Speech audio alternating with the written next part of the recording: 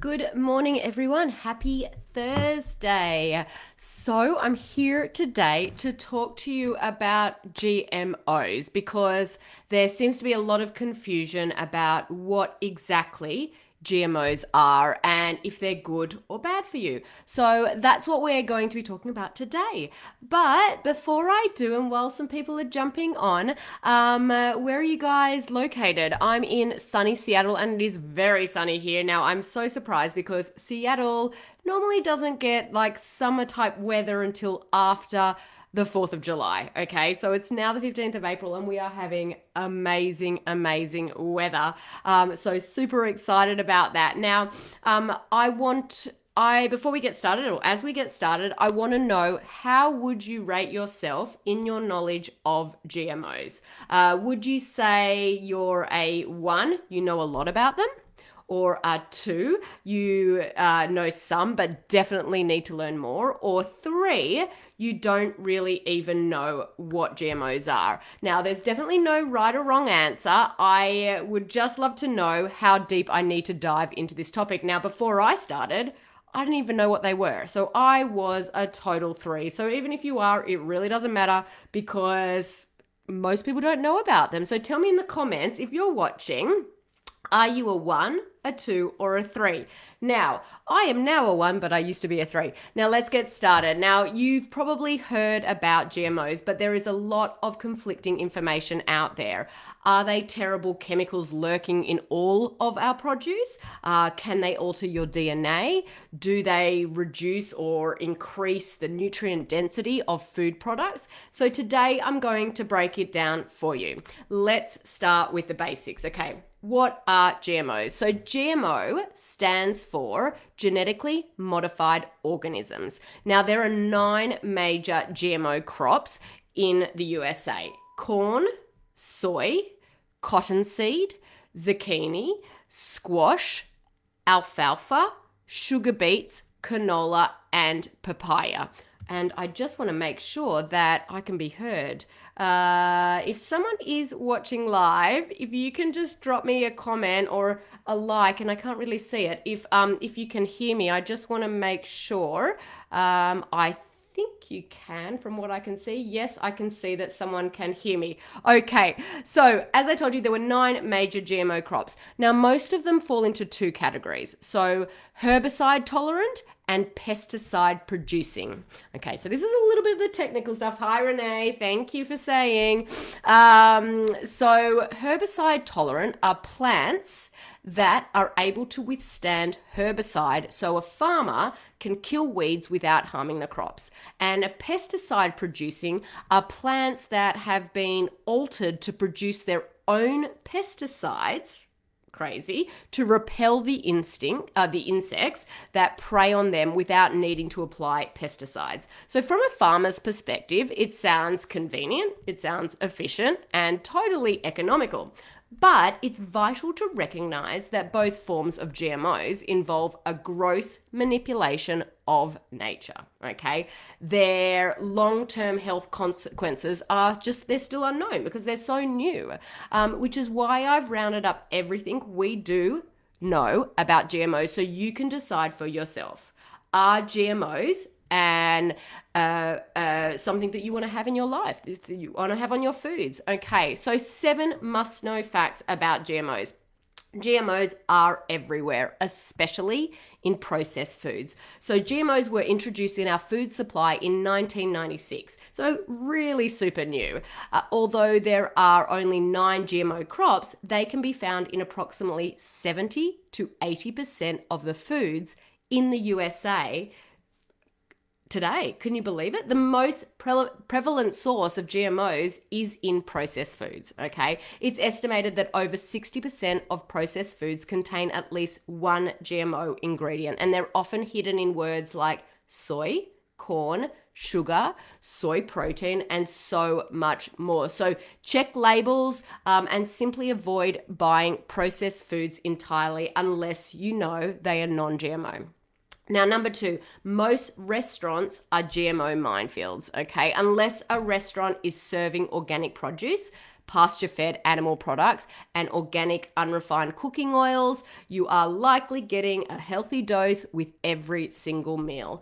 I personally like to call ahead and ask if they serve organic produce and animal products. I do this simply to heighten their awareness, not just my own, of the demand of the higher quality ingredients. You may also Yelp the location and see which restaurants in your area serve organic produce. Now, GMOs cause damage in animals. Although GMO advocates proclaim them as safe, in 2009, the American Academy of Environmental Medicine stated several animal studies indicate serious health risks associated with genetically modified food. Those risks include immune disorders, accelerated aging. Alexa, stop. It happens every time. Sorry about that. Accelerated aging, which we know we don't want to have, infertility, and notable changes in certain major organs and the gastrointestinal system, the gut. And so if that is happening in animals, what do you think it's doing to our health and our kids' health? Okay? GMOs are linked to anxiety and depression. Roundup is a herbicide that kills plants by blocking a pathway in the plant. Although Monsanto, which is the company that produces Roundup, claims that humans do not have that pathway, and that's not entirely true. So our gut bacteria uses this particular pathway to produce an amino acid called tryptophan. Now, tryptophan serves as a precursor to serotonin. Now, this is really technical, and I hope you're staying with me because it's so important for you guys to know this. So tryptophan is a precursor to serotonin, which is a neurotransmitter or hormone in our body that's essential for maintaining mood balance. Okay, we all need it. Our kids need it. When our serotonin production dwindles, anxiety, depression, sleep issues can develop. So consuming GMOs may increase your risk for mental illness, okay? No long-term studies have been conducted on humans. So when we consume GMOs, we are participating in the only long-term GMO safety trial ever conducted in humans. Although the FDA's job is to ascertain the safety of the foods in our food supply, it doesn't conduct its own research on GMOs at all. Can you believe it? Instead, the biotech companies who create GMO seeds are allowed to conduct their own safety testing, which is often twisted, obviously, in their favor and not reviewed by the FDA. So the FDA are so strong and so many certain things, but on GMOs, they're not at all. Okay? The number 6 reason, GMOs are harming our children. Okay?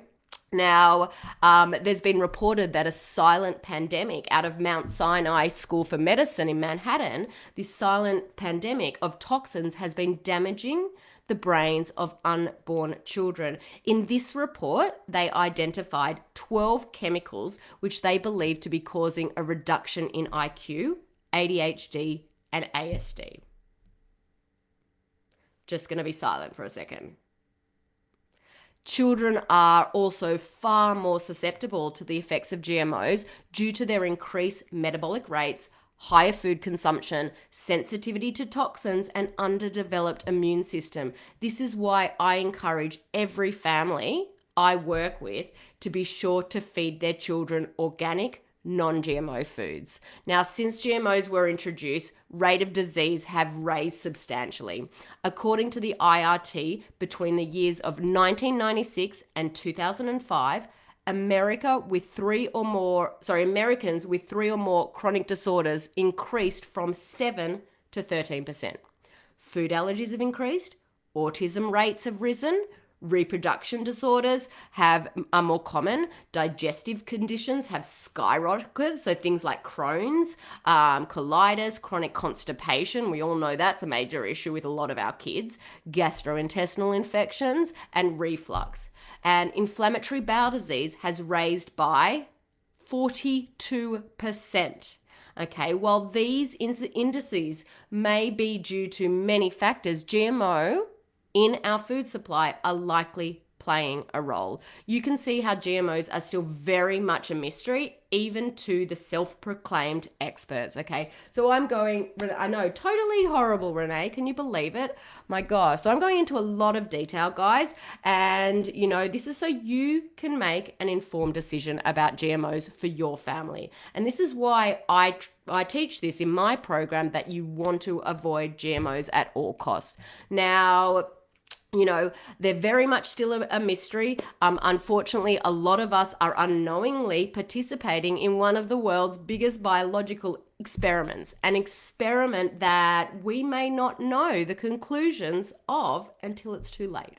It's pretty scary, but I don't want to discourage you, because there are things you can do to ensure your family is not suffering at the hands of GMO giants. So I'm going to give you a couple of tips. First, buy organic, non-GMO food where possible. This is the greatest thing you can do for yourself today to stop ingesting these mystery organisms. This is especially important with the Dirty Dozen from the EWG.website. So go to EWG.com. If you're not familiar with this company, every year they release a list of 12 fruits and vegetables that are known to be the most contaminated. If a food is on that list, you need to make sure to buy organic.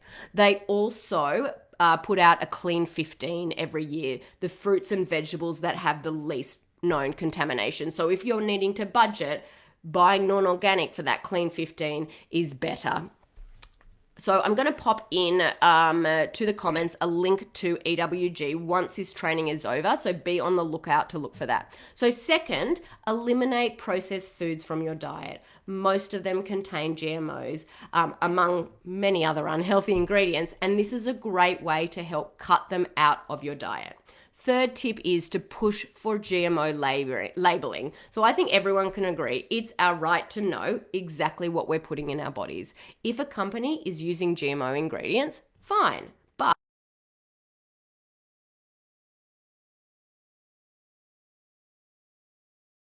to our local lawmakers and congressmen, ask them to create laws that require GMO labeling. There are 64 countries around the world that already require GMO labeling, but unfortunately, the USA is not one of them. 64 countries around the world already do that, okay? We should too. And finally, buy products that are outright non-GMO. The more support non-GMO products can get, the higher the demand for them will be.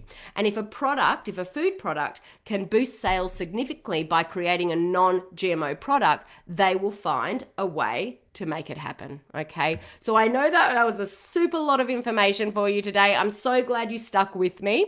If anyone has any questions at all, drop them in the comments and I will do my best to answer as many as I can. I know it was super technical and a lot of information. Watch it again if you need to. And I'm going to pop that link to the Dirty Dozen in the comments. But guys, hope you enjoyed today's session on GMOs and I will talk to you all soon. Take care and have a great day.